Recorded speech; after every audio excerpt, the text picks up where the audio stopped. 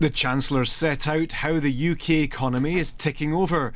The under-the-bonnet inspection is a bit of a mixed bag.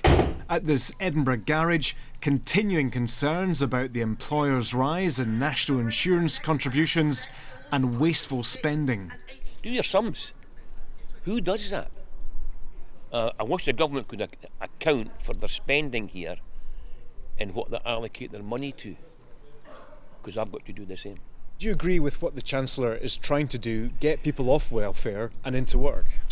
I would agree with that, but it all depends what welfare, what's wrong with them. Welfare is a big thing. I'm very compassionate. I've had a lot of people put through the trade here, young guys, even guys who've got disabilities. I've had them here and went on to do their own work.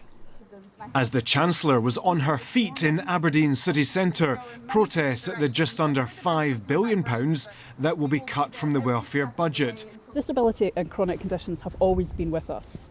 Back in the capital, Cass MacDonald is a former nurse who caught COVID on the front line and now suffers from long COVID, meaning work is an impossibility. All benefit recipients are trying to work out what the changes might mean for them. How are you feeling about that? Very, very scared because I don't know what the impact potentially could be on me, and I know other people like myself who are disabled or who have chronic health conditions are very much feeling the same way. It's not just Cass MacDonald trying to work this out. This expert says so are the Scottish Government.